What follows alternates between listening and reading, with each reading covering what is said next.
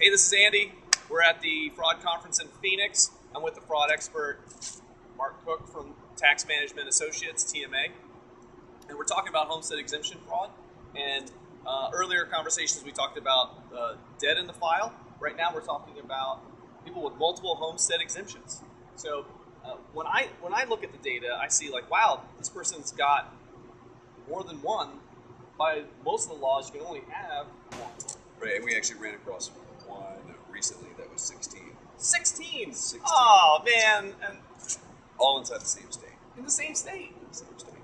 That's awesome. So how'd they do it? Did they change date of births or socials? I mean, what was the...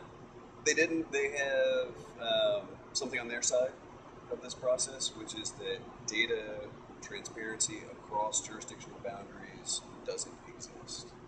So they may have had 16, but they were in 16 different jurisdictions. All right, so what he's saying is, you as the assessor or the appraiser, whoever you're looking at, you have data that's pretty siloed, and you can't see outside your boundaries.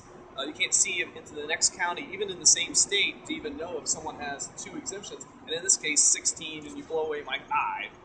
Thanks. And, okay, so, wow, 16. So, did the guy say, oops? I mean, what happened? No, this particular individual actually responded as to, what's the problem? So we called him on 2. Nice. Which is what we saw from the LexisNexis data. Ah. So we called him on the 2. Yeah. He actually called us back, and he said, well, is there a problem with these 2? Because I have these 14 others that are all getting homestead exemptions, and nobody's called me about this before. Oh, so he admitted it. So That's the best. Yeah. So it's always very helpful, particularly when they provide addresses and other jurisdictions. Oh, great.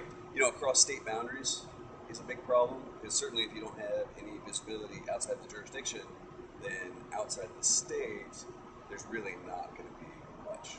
So even the state, if the state decides to gather the data, even they're siloed, how can they see a more holistic view of the homesteading person when they may own property in another state? Essentially, if you can see in the data outside and start to focus on the ones that look suspicious because they have multiple homestead exemptions, then you start to go down that way.